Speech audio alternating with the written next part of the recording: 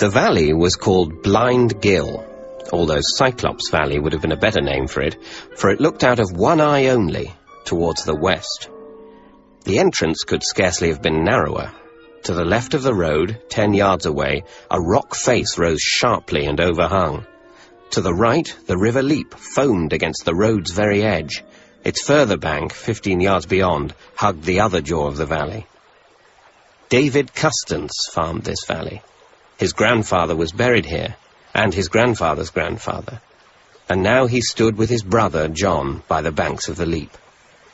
He lifted his stick and pointed far up the slope of the hill where 2 specks, John's children, Davy and Mary, toiled upwards. There they go. Davy setting the pace as usual. You're a bad uncle, David. You favour the nephew too blatantly. Oh, she's a good girl. But Davy, well, he's Davy. You should have got married and got a few of your own. I never had the time to go courting. The dairy cattle will have to go anyway. They take up more land than they're worth. I can't imagine the valley without cows. Oh, there's a Londoner talking. The townie's old illusion of the unchanging countryside. The country changes more than the city does. With the city, it's only a matter of different buildings. When the country changes, it changes in a more fundamental way altogether. Oh, we could argue about that. After all, there's Anne coming. And you ask me why I never got married? What I like about the valley is the high standard of courtly compliments. Do you really want to know why you never got married, dearest brother-in-law? You're a hybrid. You're enough of a farmer to know that a wife ought to be a chattel. But being one of the new-fangled university kind, you have the grace to feel guilty about it. You'll have to find me a nice masterful one, Anne. Surely you've got some women friends who could cope with a Westmoreland clod. They walked together in silence by the riverbank. The air had the lift of May. The sky was blue and white, with clouds browsing slowly across their azure pasture. You are lucky, David. There's such richness everywhere. Look at this. And then think of the poor, wretched Chinese. What's the latest? Did you hear the news before you came out? Nothing official from Peking. It's supposed to be in flames. And at Hong Kong, they've had to repel attacks across the frontier. A genteel way of putting it. Did you ever see those old pictures of the rabbit plagues in Australia? Wire netting fences 10 feet high and rabbits piled up against them, leapfrogging over each other until the fences went down under their weight. That's Hong Kong right now. Except that it's not rabbits piled up against the fences. It's human beings. And India? And Burma and all the rest of Asia? God knows. At least they've got some warning. And they may be more sensible than the Chinese government was at the beginning. They'd isolated the virus within a month of it hitting the rice fields. They had it neatly labelled, the Chung Li virus. All they had to do was find a way of killing it, which didn't kill the plant. We've been lucky. The virus could have hit wheat in the same way. It wouldn't have had the same effect, though, would it? We don't depend on wheat in quite the same way the Chinese depend on rice. Bad enough, though. Rationed bread, for a certainty. Rationed bread? And in China, there are millions fighting for a mouthful of grain. Above them, the sun stood in a sector of cloudless sky. The song of a missel thrush lifted above the steady, comforting undertone of the Leap. Their walk had taken them to a place where, with the river on their left, the path was flanked to the right by swampy ground. David bent down towards a clump of grass, whose culms rose some 2 feet high. He gave a tug, and 2 or 3 stems came out easily. Noxious weeds. This is rice grass. He pulled a long blade and held it up. It was speckled with patches of a darker green, scented with brown. The last inch was all brown and deliquescing. And this is the Chung Li virus. Here? In England? In this green, pleasant land. I knew it went for Liersia as well, but I hadn't expected it to reach so far. This? Just this? Thank God that viruses have selective appetites. Wheat's a grass too, remember, and oats and barley and rye. Not to mention fodder for the beasts. It's rough on the Chinese, but it could have been a lot worse. Yes, it could have been us instead. Isn't that what you mean? We had forgotten them again. And probably in another 5 minutes we shall have found another excuse for forgetting them. David crumpled the grass in his hand and threw it into the river. It sped away on the swiftly flowing Leap. Nothing else we can do. At half-term, once the children had come home, the Custances and the Buckleys drove down to the sea for a weekend. Roger Buckley was the only one of John's old army friends with whom he'd kept in close touch. He was public relations officer to the Ministry of Production and lived in a world of gossip and whitewash that fostered, Anne thought, his natural inhumanity. She was reasonably sure he knew what her feelings were and discounted them, and but for one thing she would have weaned John away from the friendship. The one thing was his wife, Olivia, a rather large, placid, shy girl on whose warm understanding she had come to depend a great deal. They had good weather for the trip, and Saturday morning found them lying on sun-warmed shingle within sight and sound of the sea. John and the two women were happy enough to lie in the sun. Roger, more restless by nature, first assisted the children, and then lay about in evident and increasing frustration. All right, Roger, let's go and get changed. You've been tripping over your tongue for the last half hour. I think I'd better take you for a run down to the village. They'll be open by now. They were open an hour ago. We'll take your car. You're a bit jumpy, Rog. I noticed it yesterday. Something bothering you? This is the weather the cuckoo likes. When they sit outside, the travellers rest, and maids come forth, sprig, muslin dressed, and citizens dream of the south and west, and so do I. Jumpy? Perhaps I am. Anything I can lend a hand with? The duty of a public relations officer is loyalty first, discretion second, and having a loud mouth with a ready tongue comes a poor third. If you were me, you wouldn't tell, honesty being one of your stumbling blocks. So I can tell you to keep it under your hat. Not even Anne yet. I haven't even told Olivia. If it's that important, perhaps you'd better not say anything to me. All I'm concerned with is that nothing gets out that can be traced back to me. Now I'm curious. What's up? What's up is that Chung Li is ahead on points. But what about isotope 717? The stuff they sprayed the rice with. It killed the virus. I've seen the pictures. Apparently it was a complex virus. They've identified at least 5 phases by now. When they came up with 717, they had identified 4 phases, and 717 killed them all. They discovered number 5 when they realized they hadn't wiped the virus out after all. So, we're back where we started. Or not quite. After all, if they found something to cope with the first 4 phases, they ought to be able to lick the 5th. Yes, well, that's what I tell myself.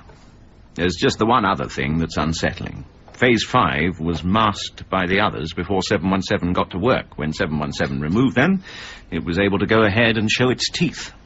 It differs from its big brothers in one important respect. Go on. The appetite of the Chung Li virus was for the tribe of Ortsii, one of the family of Graminii. Phase 5 is rather less discriminating. It thrives on all the Graminii. Graminii? I've only picked up the jargon recently myself. Graminii means grasses. All the grasses. Wheat, oats, barley, rye. And that's a starter. Then meat, dairy foods, poultry. In a couple of years, we'll be living on fish and chips, if we can get the fat to fry them in. They'll find an answer to it. Oh, I'm prepared to believe that Phase 5 will not wipe out the human race. That leaves me my own immediate circle to worry about.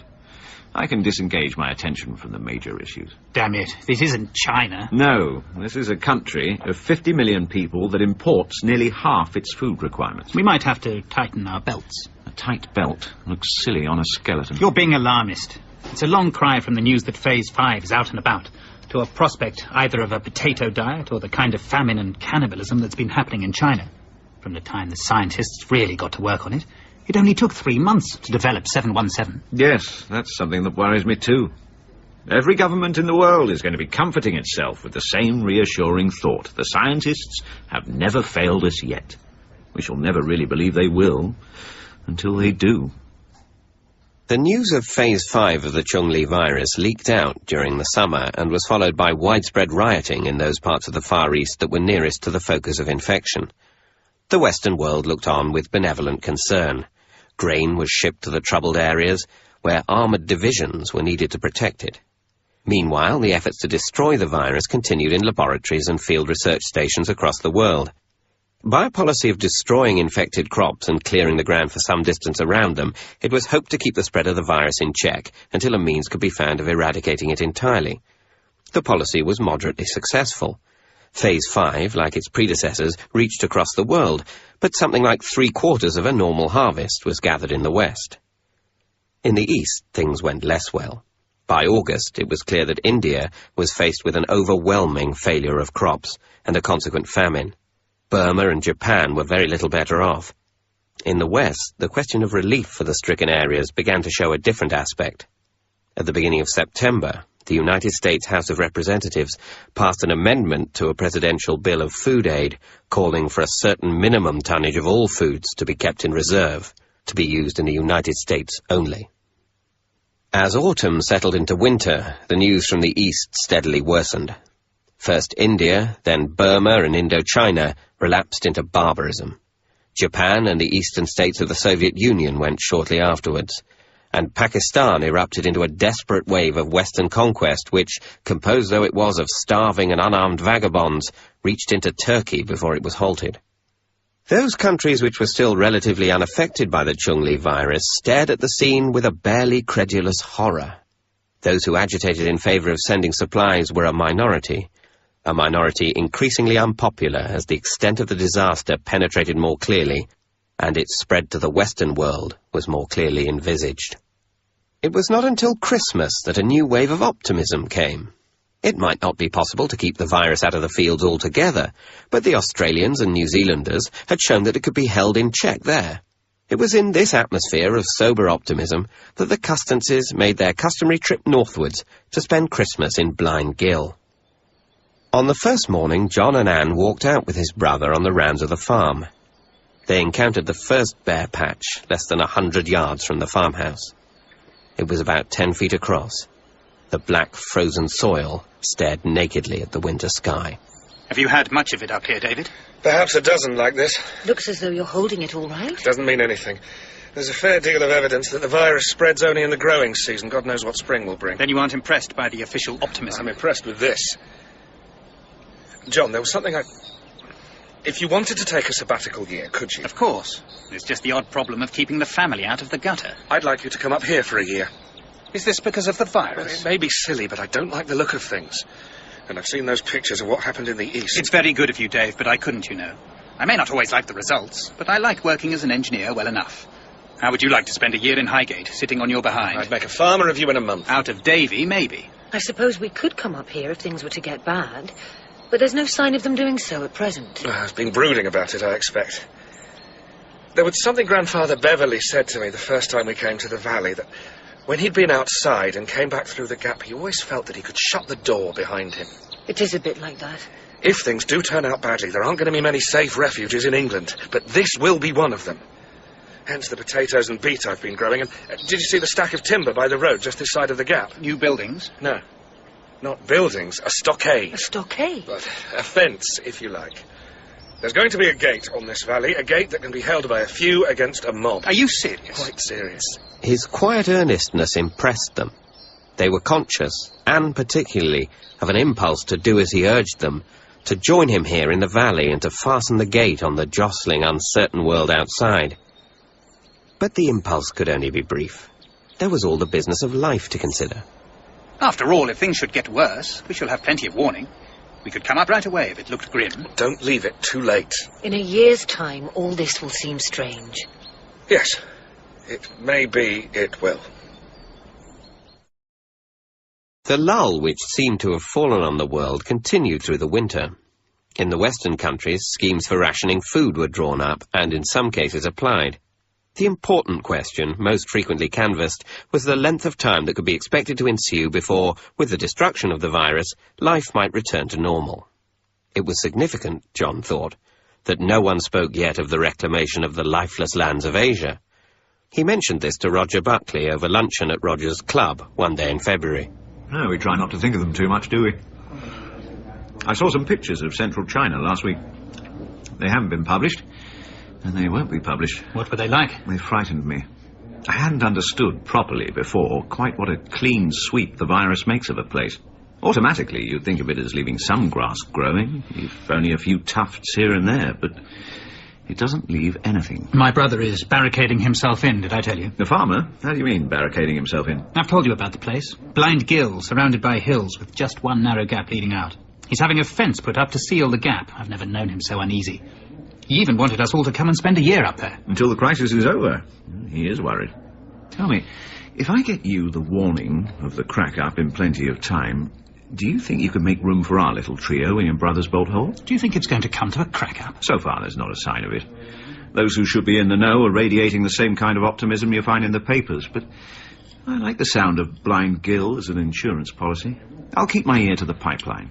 As soon as there's a little warning tinkle at the other end, we both take indefinite leave, and our families, and head for the north. How's it strike you? Would your brother have us? Yes, of course. Well, how much warning do you think you would get? Enough. I'll keep you informed. In a case like this, you can rest assured I'll err on the side of caution. I don't relish the idea of being caught in the London area in the middle of a famine. Spring was late in coming. A period of dry, cold, cloudy weather lasted through March and into April. When in the second week of April it was succeeded by a warm, moist spell, it was a shock to see that the Chung Li virus had lost none of its vigour. As the grass grew, in fields or gardens or highways, its blades were splotched with darker green, green that spread and turned into rotting brown. There was no escaping the evidence of these inroads. And then, suddenly, good news. It was announced that UNESCO had bred a virus which fed on all phases of Chung Li. Once again, the atmosphere lightened. The combination of news of an answer to the virus and the imposition of rationing produced an effect both bracing and hopeful. When a letter arrived from David, its tone appeared ludicrously out of key. There isn't a blade of grass left in the valley. I killed the last of the cows yesterday. Even if things go right, it will be years before this country knows what meat is again, or milk, or cheese. And I wish I could believe that things are going to go right. It's not that I disbelieve this report, but reports don't seem to mean very much when I look out and see black instead of green. I'm not worried about the valley. We can live on root crops and pork. It's the land outside I'm worried about. The children went back to school, and for the rest, life continued as usual. Food rationing tightened gradually. There was news that in some other countries similarly situated, food riots had taken place, notably those bordering the Mediterranean. London reacted smugly to this, contrasting it with its own patient and orderly queues for goods in short supply. Not long afterwards, John was at the site of a new building, in the cabin of a crane looking down into the foundations, when he saw Roger waving to him from the ground. He waved back, and Roger's gestures changed to a beckoning that even from that height could be recognized as imperative. John cleared his morning, and led Roger across the road to a small private bar which was not much used and which now, at 11:30, was empty.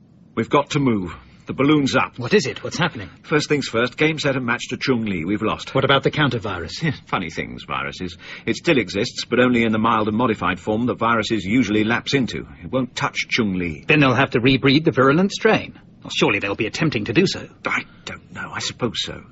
It doesn't matter. Surely it matters. For the last month, this country has been living on current supplies of food with less than half a week's stocks behind us. In fact, we've been relying absolutely on the food ships from America and the Commonwealth. That's why I said it doesn't matter whether they do succeed in getting the counter-virus back in shape. The fact is, the people with the food don't believe they will. As a result, they want to make sure they aren't giving away stuff they will need themselves next winter. I see. But they have to look after their own people. It's hard on us. No, that wasn't what I meant. These islands hold about 54 million people.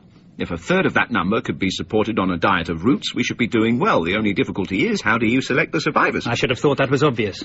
They select themselves. It's a wasteful method and destructive of good order and discipline. We've taken our discipline pretty lightly in this country, but its roots run deep.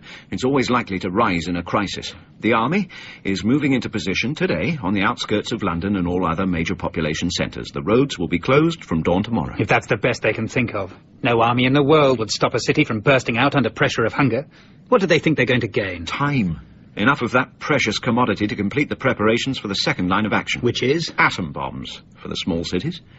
Hydrogen bombs for places like Liverpool, Birmingham, Glasgow, Leeds. And 2 or 3 of them for London.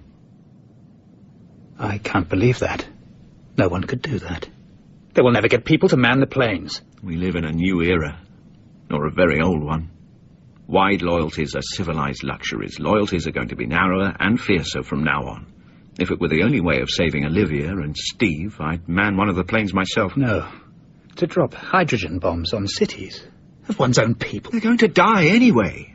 In England, at least 30 million people are going to die before the rest can scrape a living. Which way's best? Of starvation, or being killed for your flesh, or by a hydrogen bomb? That's the theory of it. It can't work. I'm inclined to agree. You think the news will get out? It's worrying, isn't it?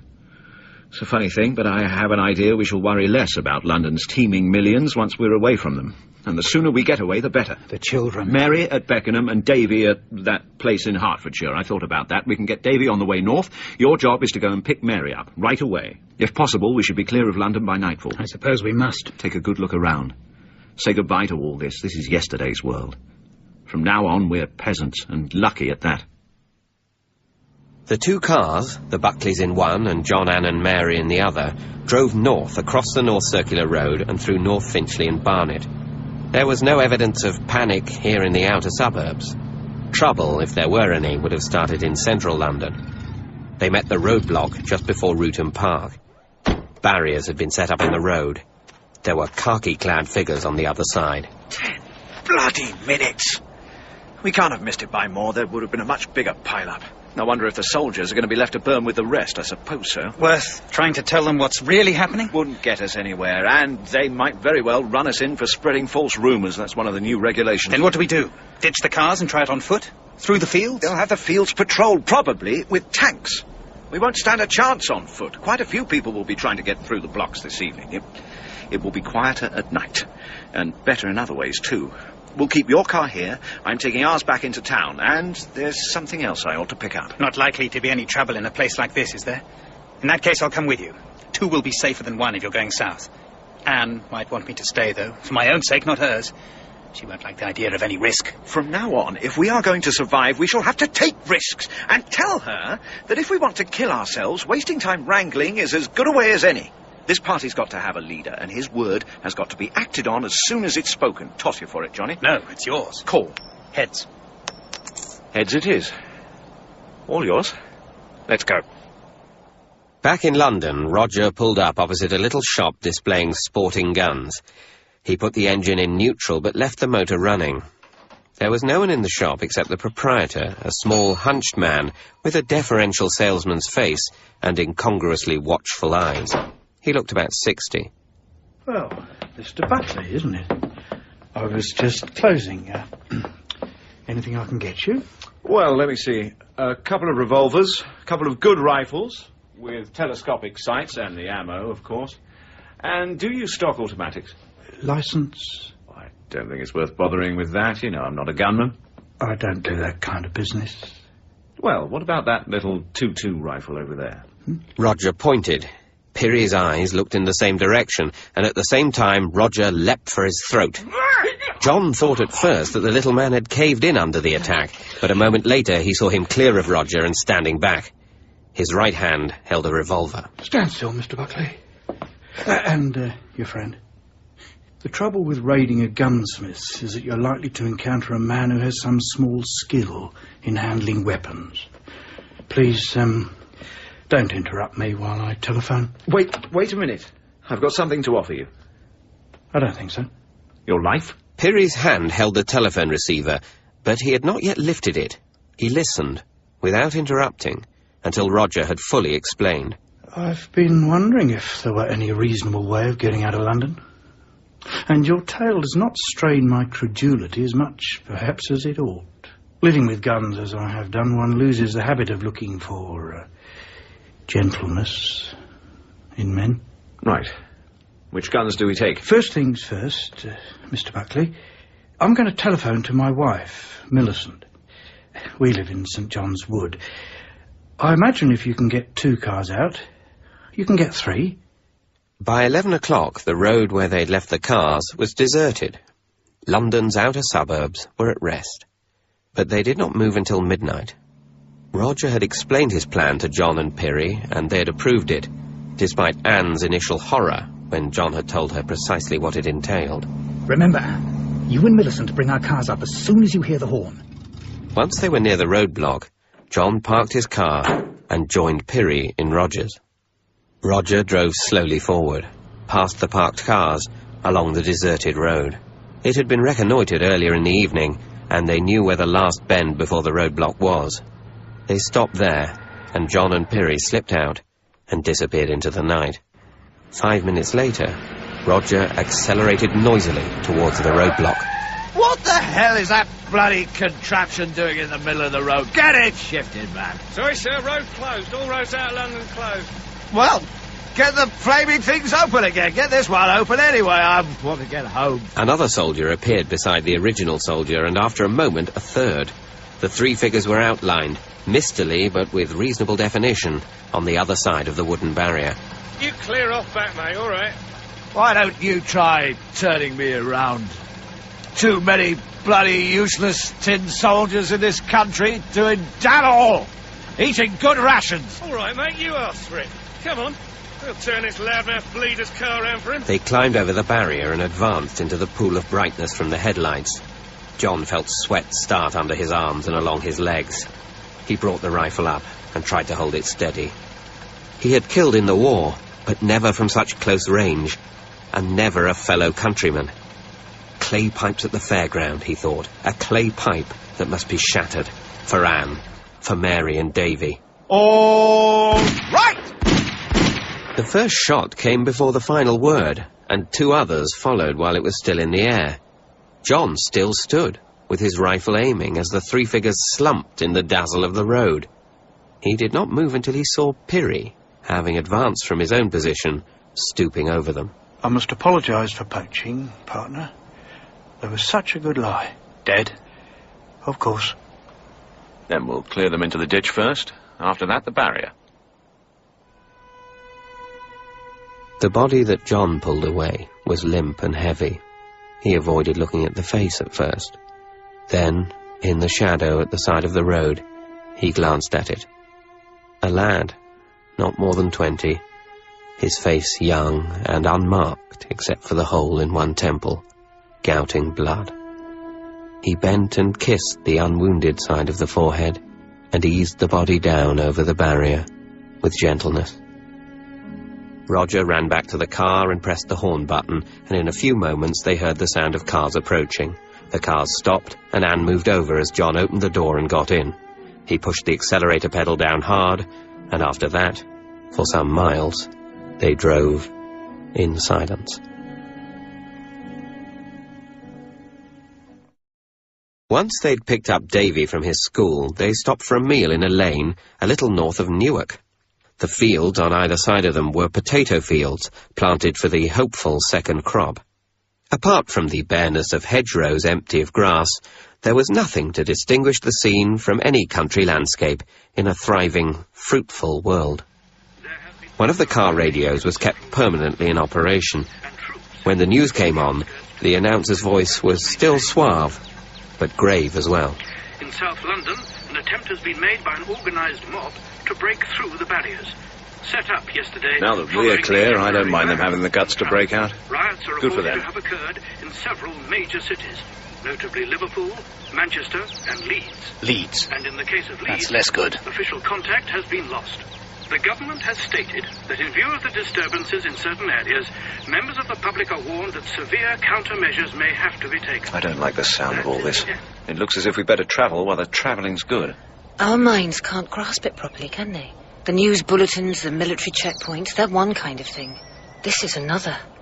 A summer evening in the country. The same country that's always been here. Bit bare. Doesn't seem enough to account for famine, flight, murder, atom bombs. Motives are naked now. We shall have to learn to live with them. I wish we were there. I wish we could get into the valley and shut David's Gate behind us. Tomorrow. I hope. When they set off, Davy had joined the Buckleys in their Citroen, which was leading the way at this point. Pirrie's Ford came second, and John's Vauxhall, carrying now only Mary and Anne in addition to himself, brought up the rear. Doncaster was sealed off, but the detour roads had been well posted. Meshed in with an increasing military traffic, they went round to the northeast, through a series of little peaceful villages. As the Vauxhall approached a gatehouse, standing back from the road, the level crossing gates began slowly to close. Damn. I wonder if they might be persuaded to let us through for 5 bob. He slipped out of the car, walked up to the gatehouse and called out. There was no immediate reply, but then he heard something too indistinct to be an answer. It was a gasping, sobbing noise from somewhere inside the house. It was easy enough to see when he looked in at the window where the noise had come from. A woman lay in the middle of the floor. Her clothes were torn and there was blood on her face. One leg was doubled underneath her. About her, the room was in confusion. It was the first time he'd seen it in England, but in Italy, during the war, he had observed not dissimilar scenes. The trail of the looter.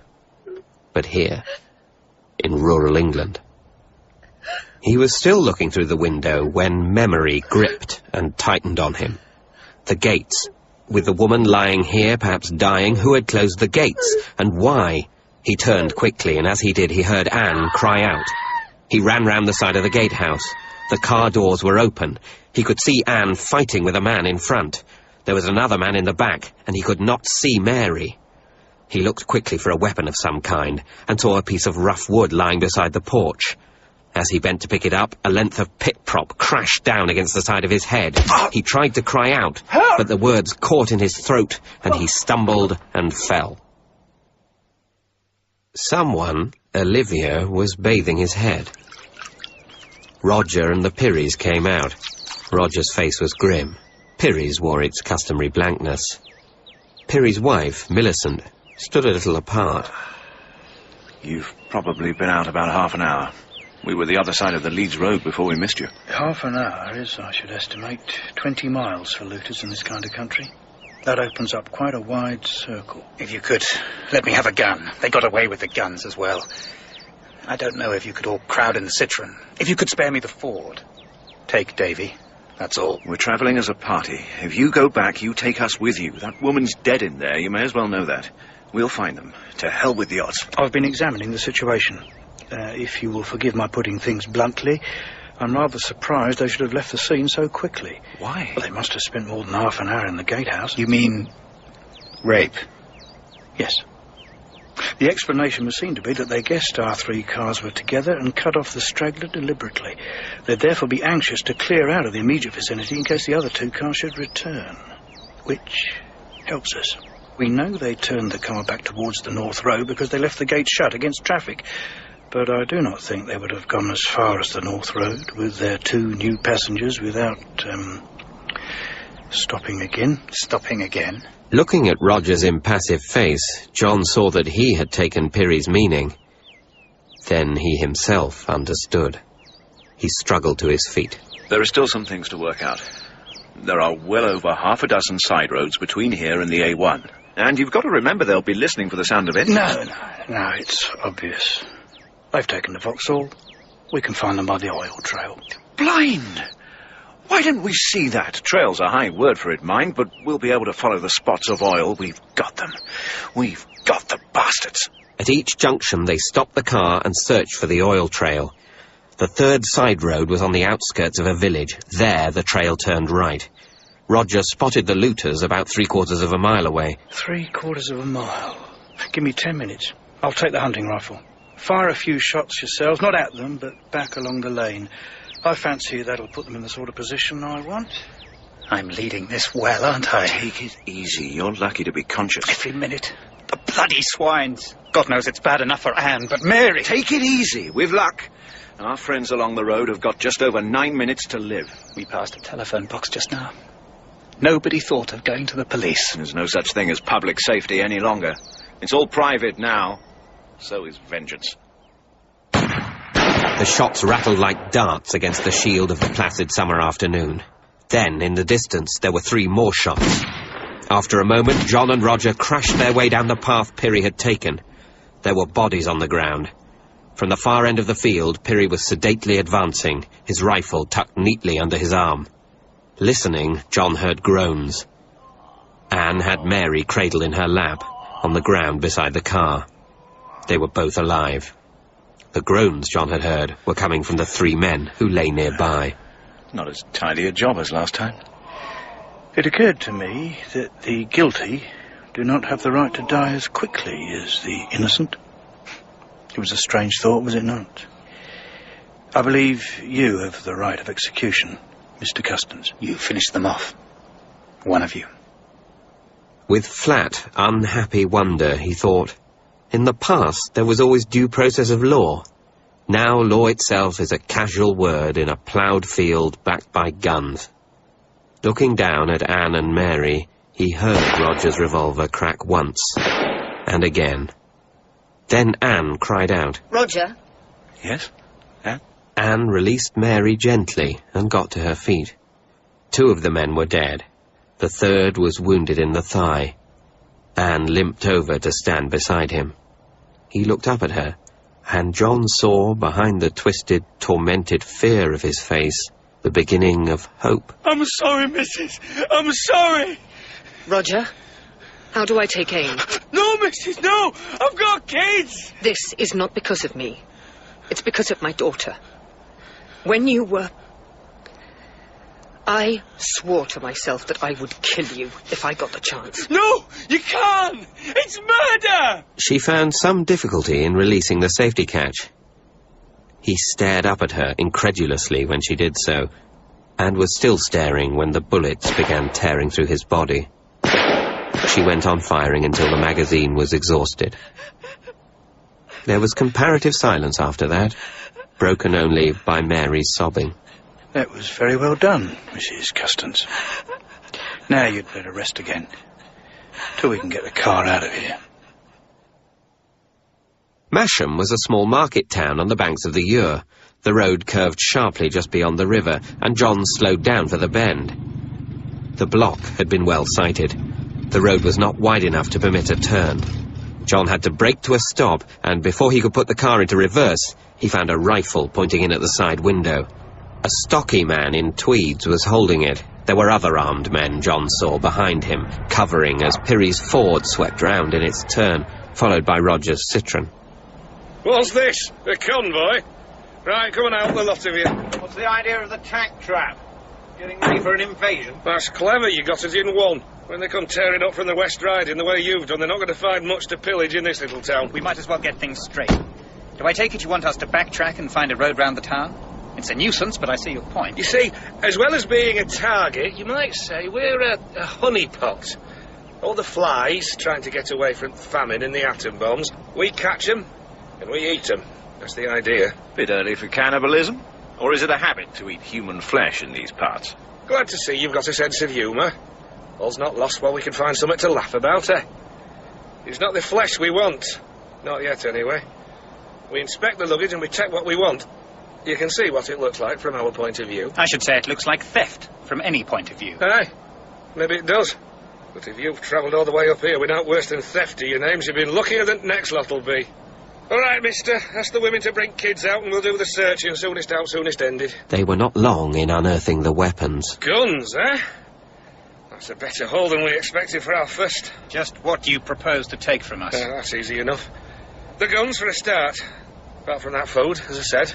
And petrol, of course. We'll ditch one of the big cars. Will you leave us 6 gallons? We've got another 80 or 90 miles to do. 6 gallons might make difference between our holding this town and seeing it go up in flames. 1 car and 3 gallons. So you don't have women and children on your conscience. Nay, it's all very well talking about conscience. But we've got our own women and kids to think about. They'll take your town and they'll burn it. I hope you live just long enough to see it. The important thing is to get away from here as quickly as possible. As far as the rest of our things are concerned, I suggest we take 3 small cases for the present. In that case, I can get rid of these blankets. I wondered how long it would be before you realised you were carrying dead weight. When I was considerably younger, I used to travel in the Middle East. I learned the trick there of hiding a rifle in a blanket roll. Only 1 rifle and a couple of dozen rounds, unfortunately, but it's better than nothing. I should say it is. Good old Pirry. If we can't find a farmhouse with a car and petrol, we don't deserve to get away with it. No. No more cars. You're not starting to develop scruples, are you, John?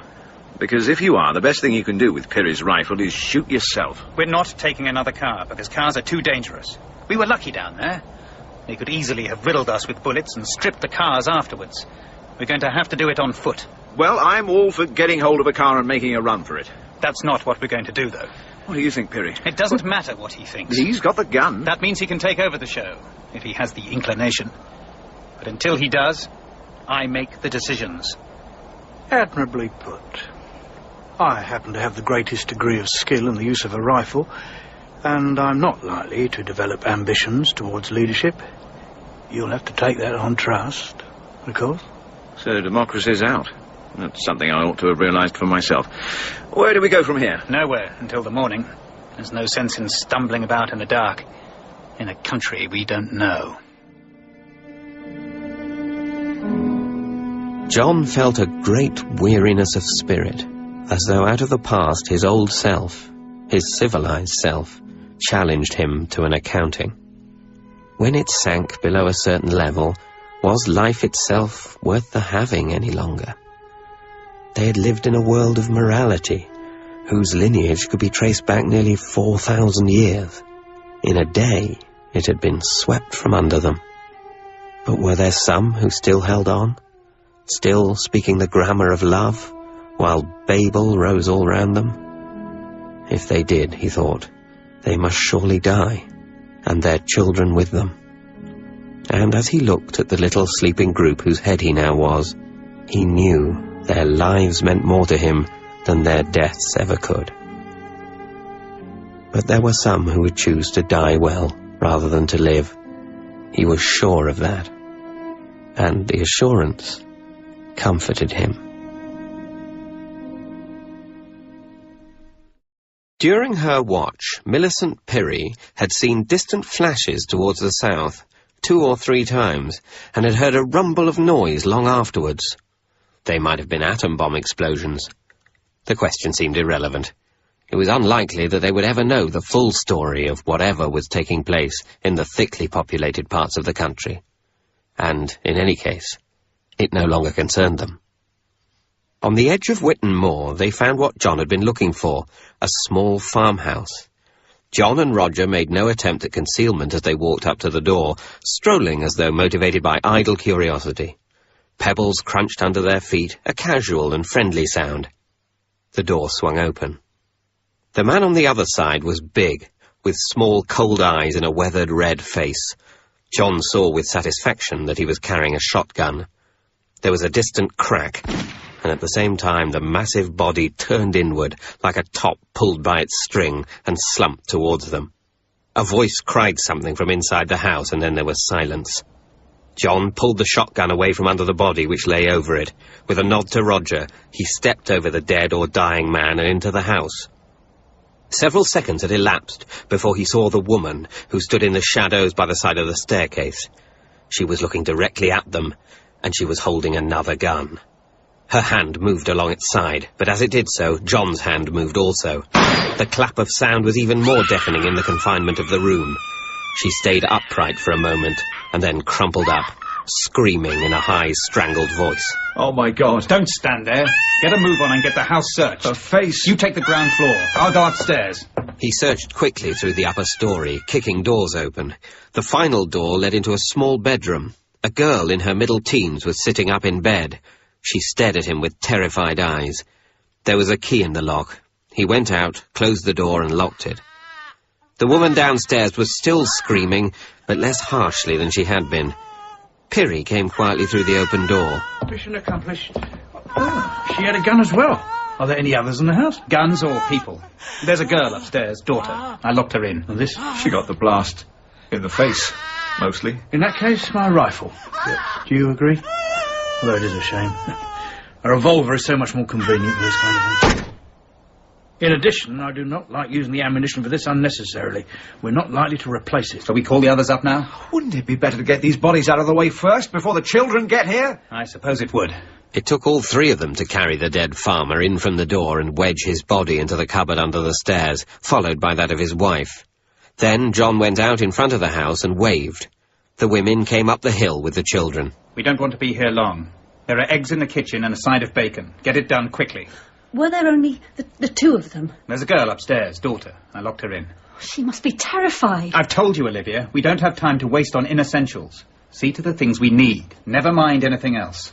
When they had finished their meal, the men began picking up their guns, along with some homemade bread and cartridges for the shotgun. What about the girl? We can't leave her like this. What do you suggest, then? We could take her with us.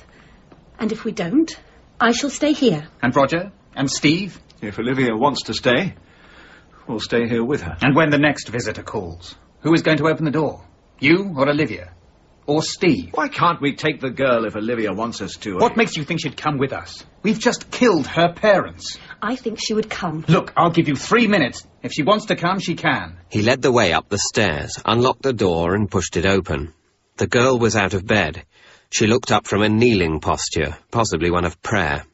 John stood aside to let Olivia enter the room, then closed the door and went downstairs.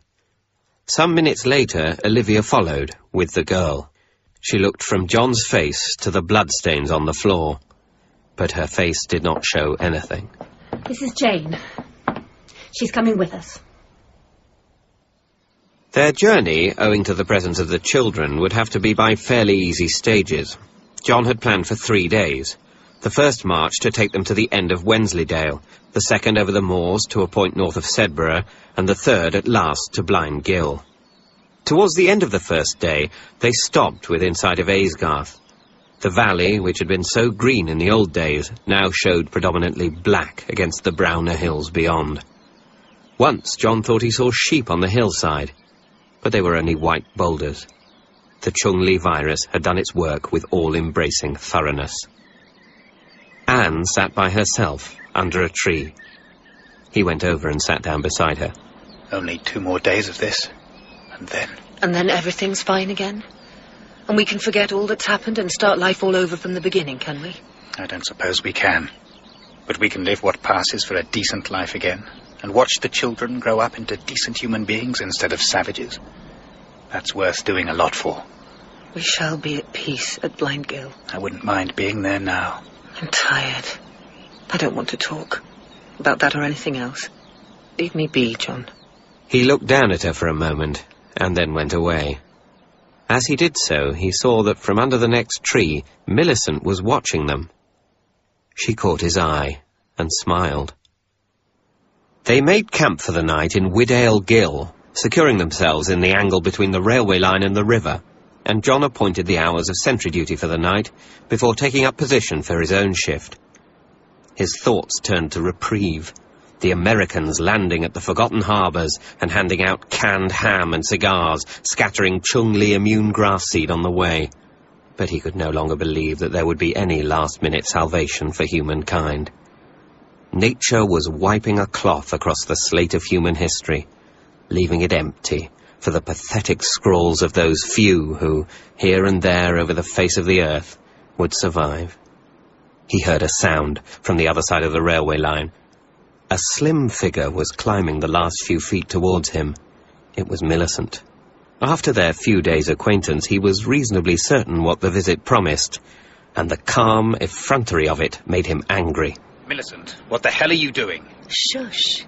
You'll wake everyone up. You're not on duty for another couple of hours. You want to go back and get some sleep? I can do without sleep. What's the matter with Anne? You know as much as I do. I suppose it wouldn't have affected you, either what happened to her or what she did afterwards. There's one thing about not having very high standards. You're not likely to go off your rocker when you hit something nasty. I don't want to talk about Anne, and I don't want an affair with you. Quite apart from anything else. This isn't the time for that sort of thing. When you want a thing is the time to have it. You've made a mistake. I don't want it. Let's be grown up. I may make mistakes, but not about this kind of thing. I'm not going to argue with you. Just go back to bed and forget about it. Okay. Or just try the spark test. Nothing wrong with a goodnight kiss, is there? She put herself in his arms. He had to hold her or let her fall. And he held her. They both turned at the sound of small stones falling. A figure with a rifle rose above the embankment's edge and stood facing them. Even carrying this, I very nearly surprised you. You're not as alert as a good sentry should be, Custance. I thought the eyeful you got the last time you spied on me had put you off. Or is that the way you get your kick now? The last several times, I've borne with the situation as the lesser evil. Any action I might have taken could only have made my cuckoldry conspicuous, and I was always anxious to avoid that. Pity, nothing has happened between your wife and me. Nothing is going to. My natural inclination was always to kill her. But in a normal society, murder is much too great a risk. Henry, don't stop being silly. I am not a person on whom humiliation sits lightly.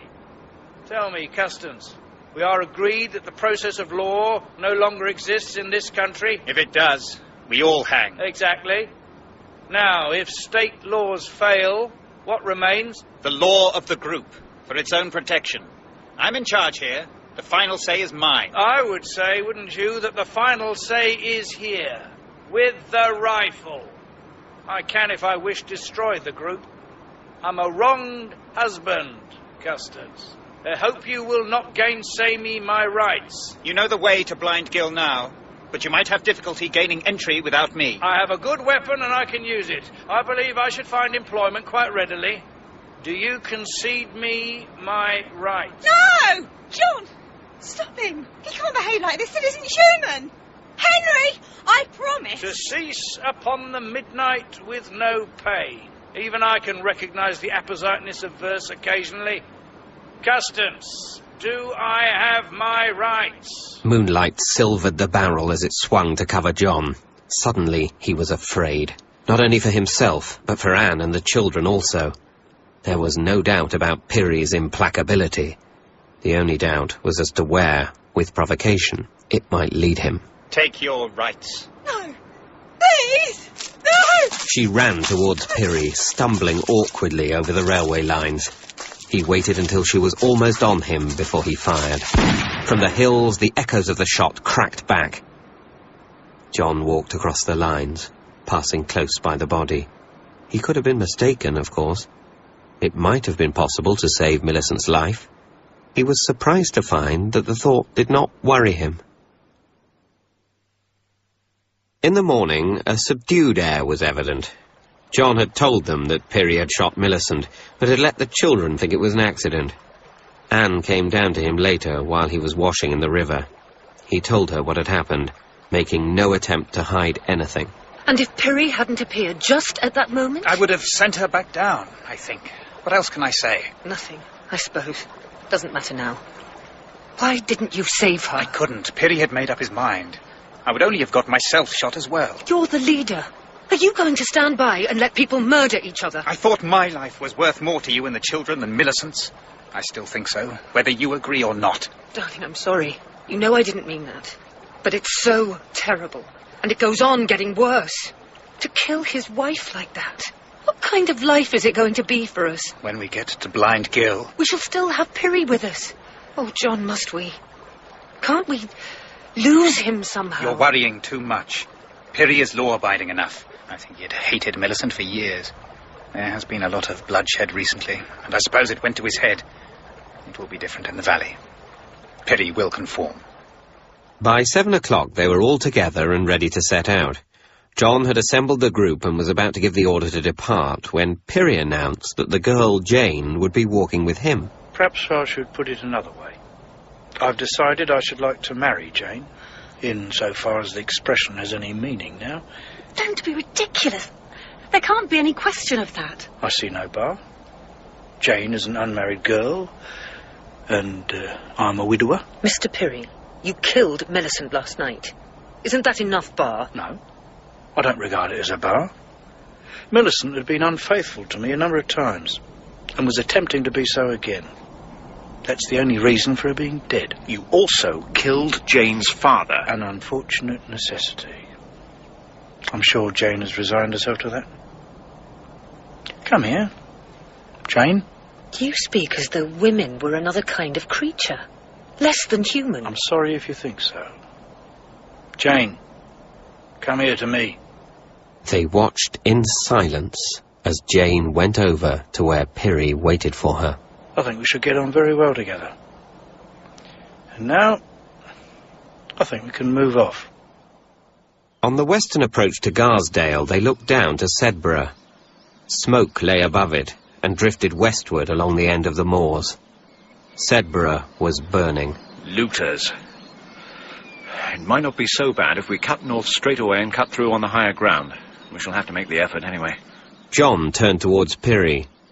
He realized as he did so that although Roger was his friend, Pirry was his lieutenant. It was Pirry's coolness and judgment on which he had come to rely. I think we're going to need more than just guns. And there aren't enough of us. What do we do then? Hang out a banner with a recruits wanted sign. We could ambush parties as they came through. There's enough cover, about a couple of 100 yards. There aren't enough of us to make a press gang. We need volunteers. What do we do then? Make camp? By the side of the road? Yes. Let's hope not for long. Between Boar Fell and Rise Hill, the road ran straight on for 3/4 of a mile. There were figures on it, coming down towards them. This was a large party, men, women and children. Most of the men seemed to be carrying guns. With increasing assurance, he thought, this is it. This was enough to get them through any kind of chaos to Blind Gill. There only remained the problem of winning them over. My name is John Custance. We're heading for a place I know, up in the hills. My brother's got land there. Are you interested? Happen we're not looking for a change. We're doing all right. You're doing all right now, while there are potatoes in the ground and meat to be looted from the farmhouses. But it won't be too long before the meat's used up, and there won't be any to follow it. So what then? I'll tell you what. Cannibalism. Wouldn't do any harm to have a look, I suppose. We'll see what we think of it when we get there.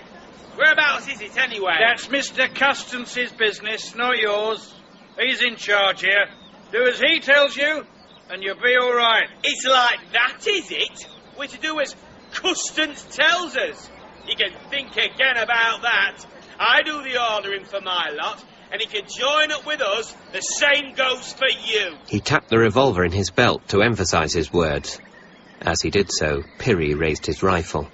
The man, in earnest now, began to pull his revolver out, but the muzzle was still inside his belt when Pirrie fired. From that short range, the bullet lifted him and crashed him backwards on the road. It's a pity about that, but he should have known better than to try threatening someone with a gun if he wasn't sure he could fire first. Well, the offer's still open. Anyone who wants to join us and head for the valley is welcome. My name is Pirrie, and this is Buckley on my right. As I said, those who wish to join up with our little party should come along and shake hands with Mr. Custance and identify themselves. Here, more than ever, ritual was being laid down. For himself, John saw that it signified a new role of enhanced power.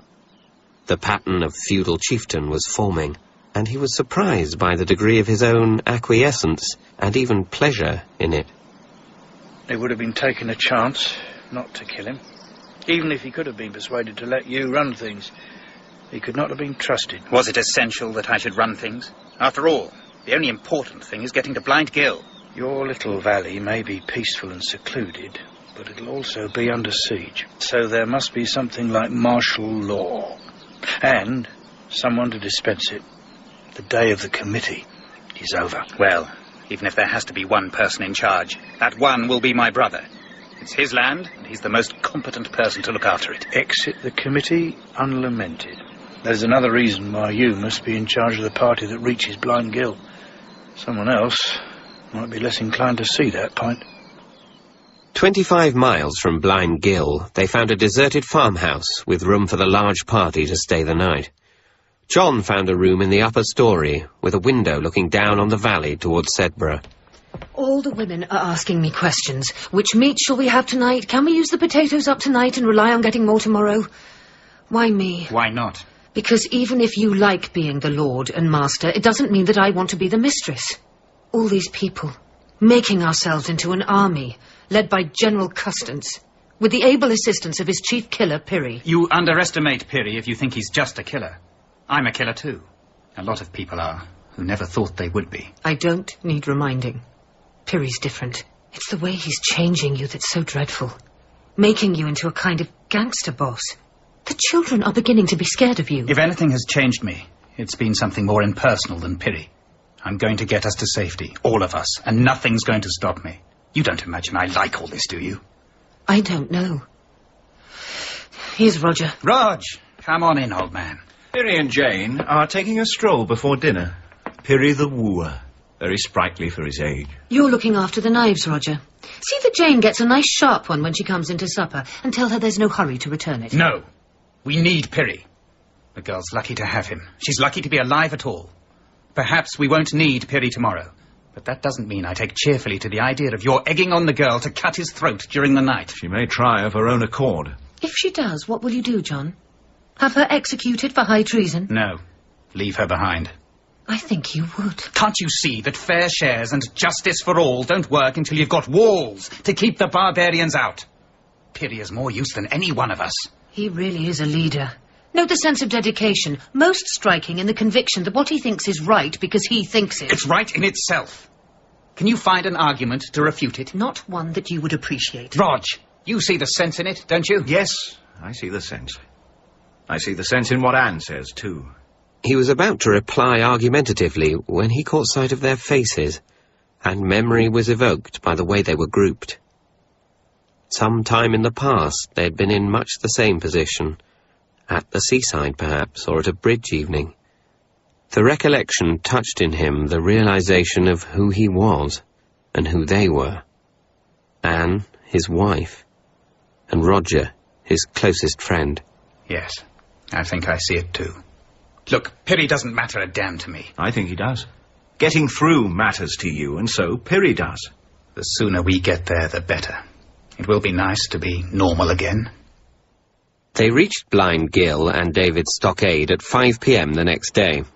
Piri and John were surveying the fence with respect when the crude anger of machine gun fire broke the silence, and John ran for cover. When he looked up, he saw Piri's small body stretched across the camber of the road. There was blood underneath him. He saw that someone else had got up from the ditch and was running towards where Piri lay. It was Jane. She eased herself down beside him and took his head in her lap. She was crying. John saw at once that the wound was superficial. A bullet had grazed his skull with enough force to knock him over. It was very likely the fall which had knocked him unconscious. Waving a white handkerchief on a stick, John approached the gate and explained to the watchman their situation. After a while they heard the sound of an engine approaching behind the barrier. Piri stirred, and before long was sitting up. That will be David.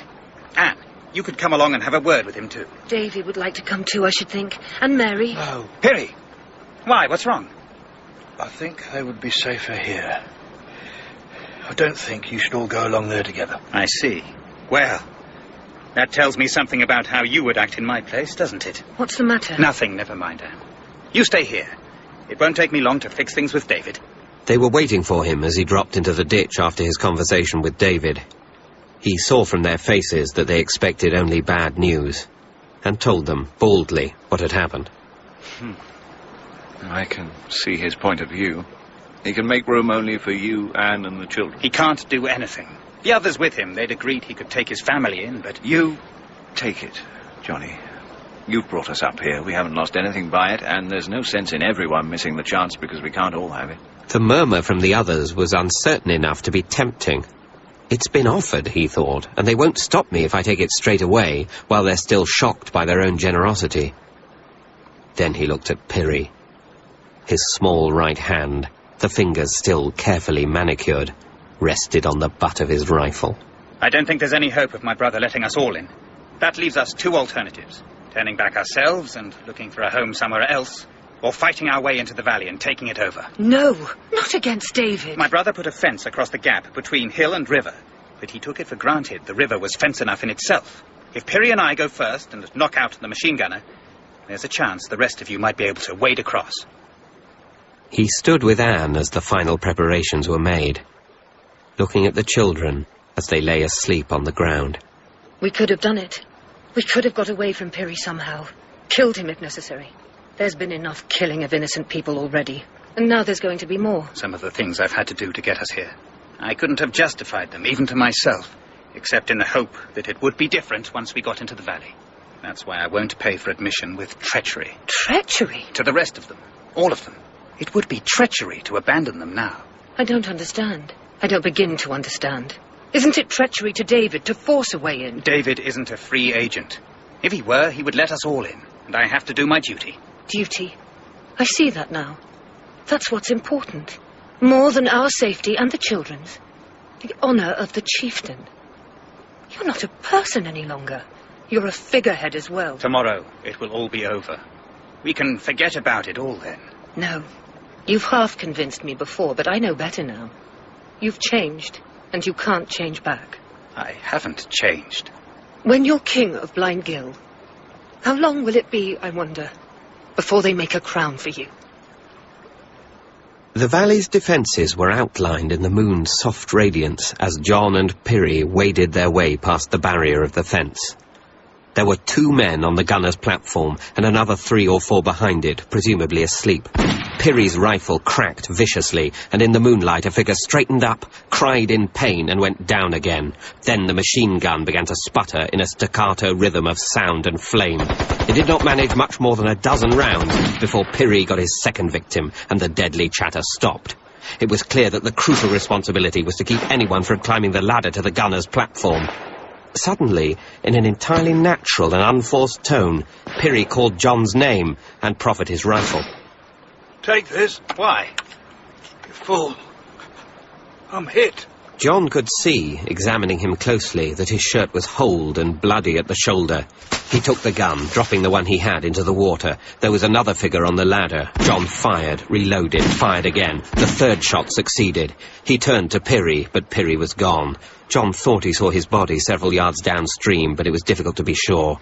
He turned back to his more important concern, the fence. Figures were swarming over the top, and one already had hold of the machine gun, tilting it downwards. Chilled and utterly tired, he saw the remaining defenders throw their guns away. Into this room he had come with David, side by side, to see the corpse of their grandfather.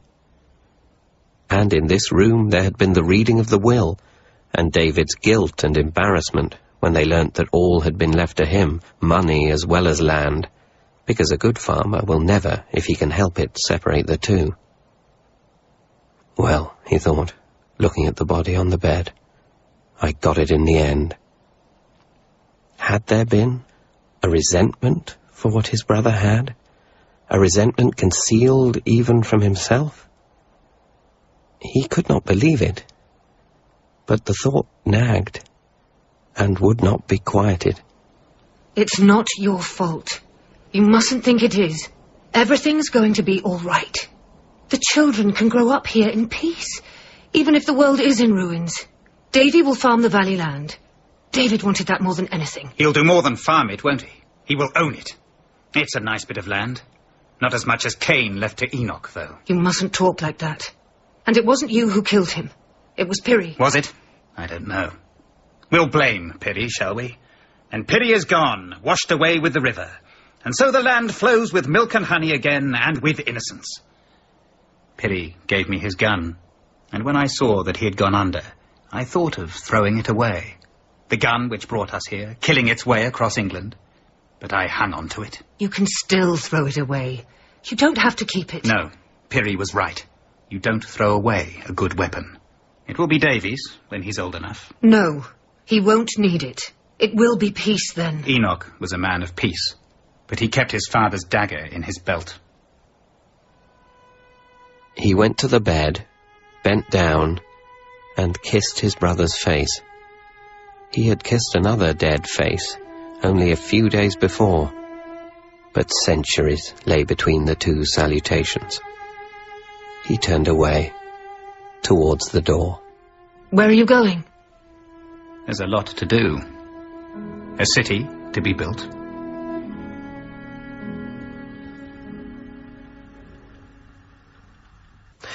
In The Death of Grass by John Christopher, adapted for radio by Jonathan Dryden-Taylor, the narrator was David Mitchell. Pirrie was played by Bruce Alexander, John by Darrell Brockis, Anne Rebecca Egan, Roger Gus Brown, Taylor David Jonathan Dryden, Millicent Abigail Burdus, Olivia Morag Cross, and Ashton and the Looter were played by Andrew Mayer.